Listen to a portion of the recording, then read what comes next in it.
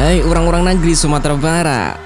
Cause I've been living life right like I could just die any minute. Going for a ride down the side, PCH, country limit. I don't need a guide.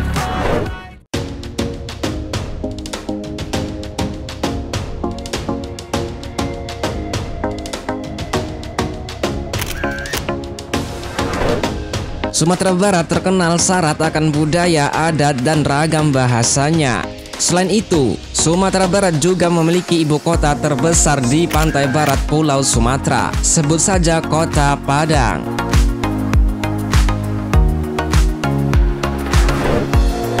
Kota Padang termasuk kota paling tua di pantai barat Samudra Hindia, dan 7 Agustus 1669 sebagai hari jadinya. Selain itu, Kota Padang dikenal sebagai salah satu kota Jogjanya Pulau Sumatera, yang mana kerap menggelar festival untuk mendukung potensi pariwisatanya.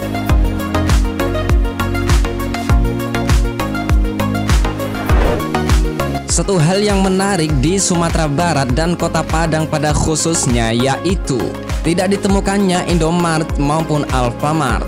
Hal itu tentu berbanding balik dengan kota-kota selain Padang, di mana kedua minimarket itu menjamur bahkan saling bersandingan atau berhadapan. Berikut pembahasan menarik tentang Kota Padang yang harus kalian ketahui.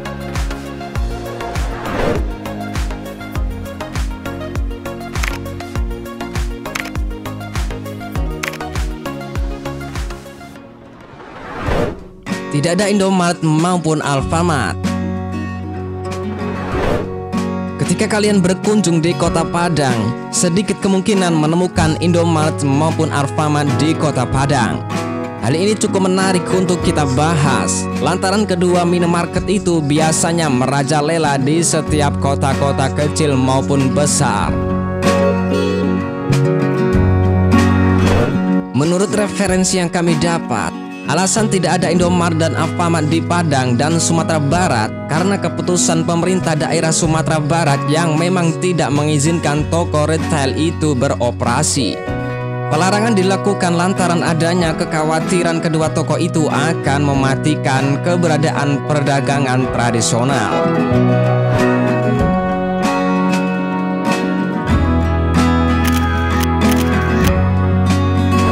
Lanjut.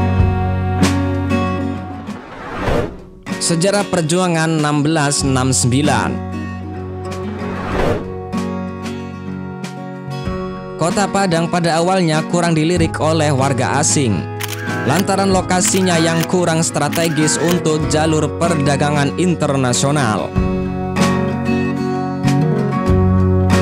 Akan tetapi, setelah Selat Malaka tidak aman lagi, para pedagang asing mulai mengalihkan jalur laut mereka ke sisi barat Sumatera, secara tidak langsung melewati wilayah Padang. Sejak saat itu, daerah Kota Padang ini mulai kedatangan bangsa asing, termasuk Belanda melalui Foch-nya. Foch pertama kali masuk Kota Padang pada tahun 1663, sebelum terjadinya Perang Makassar. Lambat laun mereka berhasil menancapkan pengaruh positif dalam hal kenegatifannya, yakni membangun pelabuhan dan loji yang megah di Kota Padang.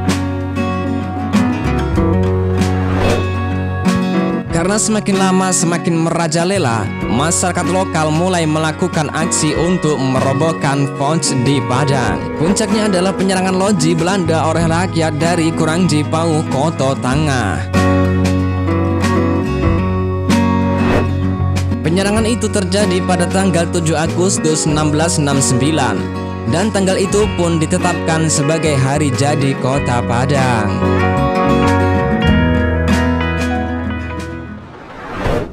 Semen Padang.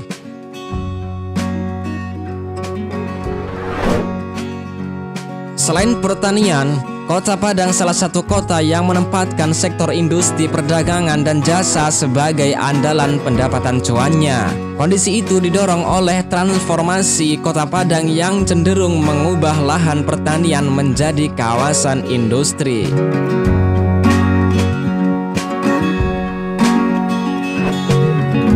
Sebagai kota industri, terdapat beberapa perusahaan besar yang beroperasi di Kota Padang. Salah satunya PT Semen Padang.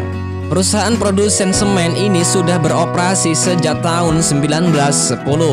Kapasitas produksi semen Padang mencapai 5 juta ton lebih per tahunnya. Dan hampir 63% produksinya didistribusikan melalui pelabuhan Teluk Bayur Padang.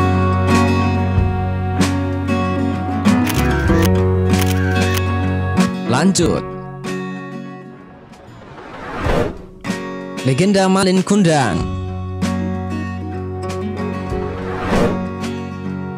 Legenda Malin Kundang ini berisi cerita seorang anak yang merantau lalu sukses. Ketika anak ini sudah menjadi orang sukses, dia tidak lagi mau mengakui sosok ibu sebagai orang tuanya. Ibunya yang berputus asa lantas mengutuk anaknya dan menjadi batu. Tepatnya di Pantai Ajamani yang berada di sekitar 10 km sebelah selatan Kota Padang, terdapat patung yang bentuknya seperti orang yang sedang sujud. Patung itu dikenal dengan patung Malin Kundang, lengkap dengan kisah legendanya. Lanjut. Tempat tujuan wisata. Orang-orang ingin membuat list tujuan wisata pantai menarik yang ada di Sumatera. Kota Padang harus kalian masukkan pada kolom nomor 1. Pantai Pasumpahan, Pantai Nirwana, kemudian Pantai Pasir Jamba adalah tempat wisata pantai yang wajib kalian kunjungi saat di Kota Padang. Apabila orang-orang bosan bermain di pantai, orang-orang juga bisa kunjungi air terjun Sarasa, air terjun Lumbuk Hitam, hingga Museum Aditya Warman.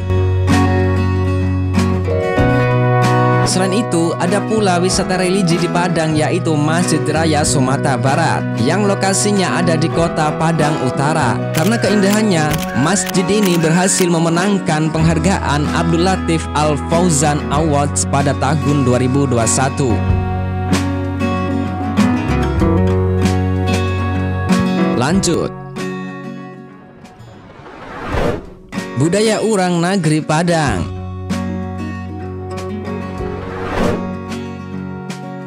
Sebelum dilirik oleh Belanda, Padang awalnya menjadi tempat perpindahan masyarakat suku Aceh.